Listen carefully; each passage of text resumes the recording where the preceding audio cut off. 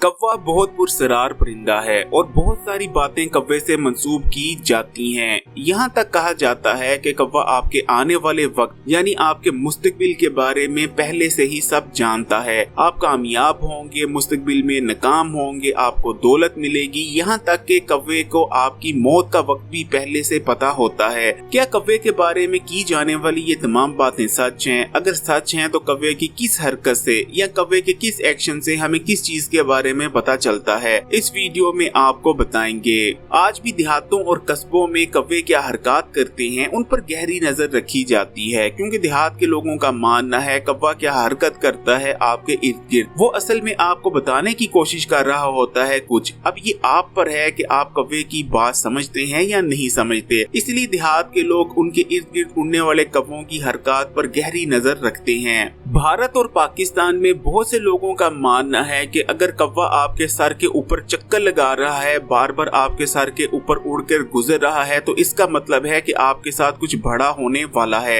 यानी आपकी जिंदगी में कुछ बहुत बड़ी तब्दीली आने जा रही है। अब ये तब्दीली अच्छी भी हो सकती है और बुरी भी। अगर कौवा कोई रोटी का टुकड़ा या कोई खाने वाली चीज अपनी चोंच में दबाए लेकर आता है और आपके घर की छत पर बैठकर उसे खाने लगता है, तो समझें कि आपकी जिंदगी में बहुत बड़ी खुशी आने वाली है। अगर कौवा उड़ते उड़ते आपके सर पर चोंच मारकर चला जाता है तो समझें कि खुदा न खास्ता आपका एक्सीडेंट हो सकता है और आपको सड़क पर एहतियात से काम लेना चाहिए। और अगर कौवा उड़ते उड़ते आपके सर पर आकर बैठ जाता है तो समझें कि आप पर कोई बहुत बड़ी मुसीबत नाज़िल होने वाली है। लेकिन इसी तरह अगर कौवा आपके सर पर बीट कर देता है तो इसका मतलब है कि बहुत सारी खुशियां आपकी तरफ आ रही हैं और आपको बहुत ज्यादा दौलत मिलने वाली है। कुछ लोग तो यहाँ तक कहते हैं कि कौवा अगर सर के बीचों बीच बीट कर देता है और ये सुबह का वक्त होता है तो कोई खजाना आपके हाथ लगने वाला है। अगर एक अकेला कौवा आपके छत पर आकर बैठता है और बोलने लगता है और ये सुबह से बोलना शुरू करता है और दोपहर हो जाती है, ये दोपहर से बोलना शुरू करता है और शाम हो जाती है, यानी काफी देर आपकी छत पर आकर या आपके जंगले पर आकर बोलता रहता है, तो इसका मतलब है कि आपके घर मेहमान आने वाले हैं। लेकिन अगर एक अकेला कौवा आपकी छत पर या आपके जंगले पर आकर बैठता है और सिर्फ कुछ देर बोलता है और बहुत ऊंची ऊंची आवाज में बोलता है तो समझे कि आपके घर में कोई बहुत बड़ी मुसीबत आने वाली है। अगर कोई एक अकेला कौवा शाम के वक्त आपकी छत पर या आपके जंगले पर बैठकर बोलता है और बहुत ऊंची आवाज में बोलता है और ये शाम का वक्त होता है तो समझे कि आपके घर में कोई ऐसी हवाई चीज दाखिल होने जा रही है या हो चुकी है जो कि आपके घर पर कोई मुसीबत लाने का सबब बन सकती है। इसी तरह अगर बहुत सारे कौवे आपकी छत पर जमा हो जाते हैं और बोलने लगते हैं ऊंची ऊंची आवाज में, तो इसका मतलब है अनकरीब आपकी किसी से लड़ाई होने वाली है और फौरी तौर पर आपको सदका देना चाहिए। या बहुत सारे कौवे अगर इकट्ठे बोलते हैं तो ये इस चीज की भी एक निशानी मानी जाती है कि कोई मुसीबत आपकी तरफ आ रही है और फौरी तौर पर आपको तौबा करनी चाहिए या सदका खैरात करनी चाहिए। कौवे से मुतालिक जितनी भी हमने आपको ऊपर बातें बताई हैं, सदियों से लोग इन बातों पर यकीन करते आए हैं। यहाँ तक कि अगर कुछ लोग तो इन हरकतों में से कौवे की कोई हरकत भी देख लेते हैं तो जो उन्होंने पहले से मंसूबा बंदी की होती है उस मंसूबा बंदी तक को चेंज कर देते हैं और कौवे की हरकत को देखने के बाद अपना अगला लाहे अमल बनाते हैं। यानी कुछ लोग कौवे की इन हरकत पर इस कदर यकीन रखते हैं। कौवे के बारे में असल में ये जितनी भी बातें मशहूर हुई हैं कि कौवा आपके आने वाले वक्त के बारे में पहले से आपको बता सकता है, ये बेमकसद नहीं। इसकी एक वजह है,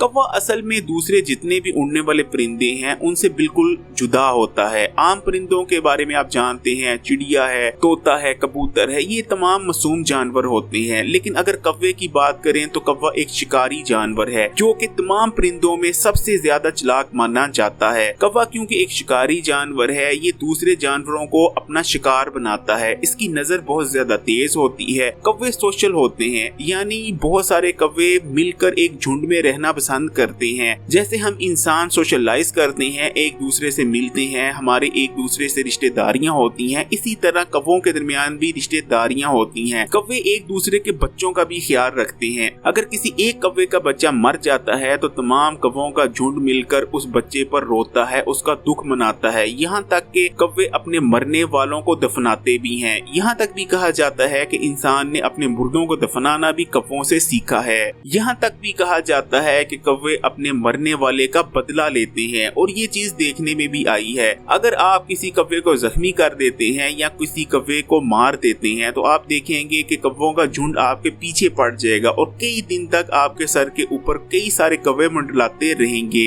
अब असल मामला ये है कि जब ऐसे लोग जो बहुत ज्यादा सादे होते हैं और ज्यादा दीनी तालीम उनके पास नहीं होती, जब कौवों के वो इन तमाम बिहेवियर्स को देखते हैं, वो देखते हैं कि कौवे तो बिल्कुल दूसरे परिंदों से मुख्तलिफ हैं, कौवों में बहुत सारी ऐसी चीजें पाई जाती हैं, बहुत सारी ऐसी आदत पाई जाती हैं जो दूसरे किसी परिंदे से दूर दूर तक नहीं मिलती, तो उसके बाद वो इस नतीजे पर पहुंच जाते हैं कि कौवा एक गैर मामूली परिंदा है और कौवे के पास आपका मुस्तकबिल या आने वाला वक्त देखने की सलाहियत मौजूद है। लेकिन असल में कौवा एक शिकारी परिंदा है और दूसरे जितने भी शिकारी परिंदे हैं जिनमें चीलें शामिल हैं, अकाब शामिल हैं, इन तमाम परिंदों में भी कई ऐसी खुसूसियात होती हैं जो सादा जो परिंदे होते हैं, जो आम परिंदे होते हैं, जो गैर शिकारी परिंदे होते हैं, जैसे कि कबूतर हो गया, तोता हो गई, चिड़िया हो गई, इनमें ये तमाम सलाहियतें या ये तमाम फसलतें नहीं पाई जाती। यानी हमारे कहने का मकसद ये है कि कौवा बेचारा एक सादा सा परिंदा है। बेशक कौवे की कुछ आदतें ऐसी हैं जो दूसरे किसी भी परिंदे में दूर दूर तक मौजूद नहीं, लेकिन कौवा फिर भी बहरहाल एक परिंदा ही है,